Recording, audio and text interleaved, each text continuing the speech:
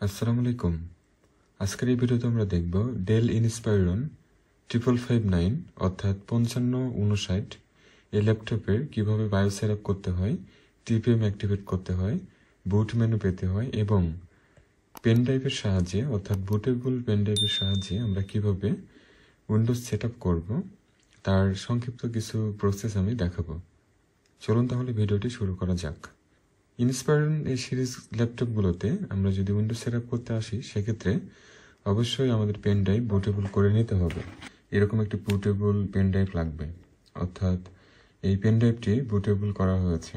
আমরা মাইক্রোসফটের official site থেকে আইএসও ইমেজ ফাইলটি ডাউনলোড করব, দেন রুফুস সফটওয়্যারের সাহায্যে আমরা বুটেবল করে নেব। যদি আপনার কাছে এই ধরনের পেন ড্রাইভ না থাকে সেক্ষেত্রে বাজার থেকে একটি ডেস্ক কিনে আপনি চাইলে এই ল্যাপটপের সাথে ডিভিডি ড্রাইভ দেওয়া আছে উইন্ডোজ সেটআপ করতে পারেন, অথবা এক্সটার্নাল যে ডিভিডি ড্রাইভগুলো রয়েছে তার মাধ্যমেও কিন্তু সেটআপ করা যাবে। আচ্ছা, এখন আমাদের এই ল্যাপটপের সাথে পেন ড্রাইভটি কানেক্ট করতে হবে, দেন ল্যাপটপটি অন করতে হবে। লক্ষ্য করুন আমার পেন ড্রাইভটি কানেক্ট করা হলো। ডেলের এই ল্যাপটপগুলোতে আমরা যদি বায়োসে প্রবেশ করতে চাই সেক্ষেত্রে F2 কিটি প্রেস করতে হবে, আর যদি বুট মেনু পেতে চাই সেক্ষেত্রে F12 কিটি প্রেস করতে হবে। তো আমরা প্রথমে বায়োসে প্রবেশ করব, তার জন্য ল্যাপটপটা অন করতে হবে। অন করার সাথে সাথে আমরা F2 কিটি প্রেস করব।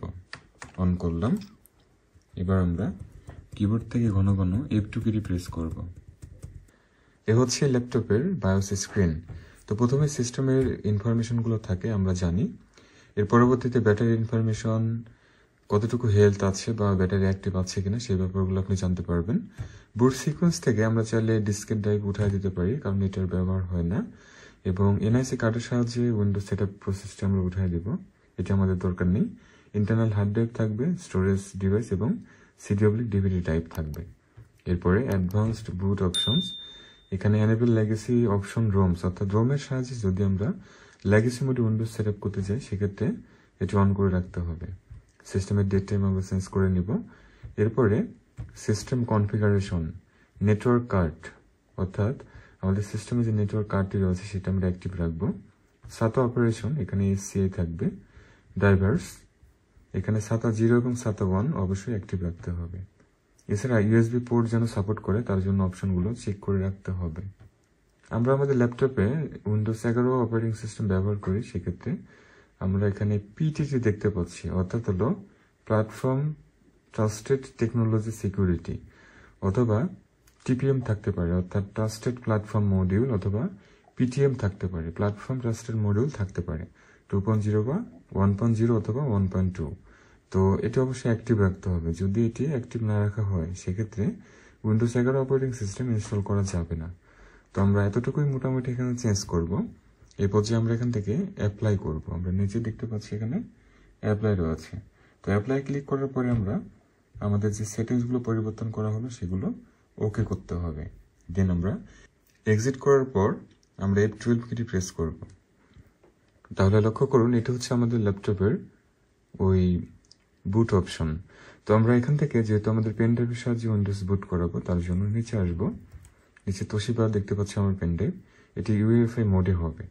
এখন আমরা এখান থেকে এন্টার কিটি প্রেস করলেই আমাদের পেন ড্রাইভ থেকে অপারেটিং সিস্টেম লোড হবে এবং ইনস্টল প্রসেস শুরু হবে।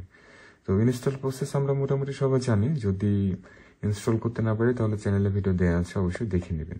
তো আমরা একটু বুট করে দেখি আসলে বুট হয় কিনা। এন্টার কিটি প্রেস করব, তাহলে দেখুন উইন্ডোজ সেটআপের যে প্রসেস সেটা আমরা পেয়ে যাচ্ছি। ঠিক এই প্রসেসে ডেল ইনস্পাইরন 5559 এই সিরিজ ল্যাপটপগুলোতে আমরা উইন্ডোজ সেটআপ করতে পারবো। তাহলে ভিউয়ার এতটুকু ছিল ভিডিওটি ভালো লাগলে অবশ্যই লাইক, কমেন্ট এবং শেয়ার করবেন। চ্যানেলটিকে যারা সাবস্ক্রাইব করতে পারেননি অবশ্যই সাবস্ক্রাইব করে সাথে থাকবেন। সবাই ভালো থাকুন, সুস্থ থাকুন। আল্লাহ হাফেজ।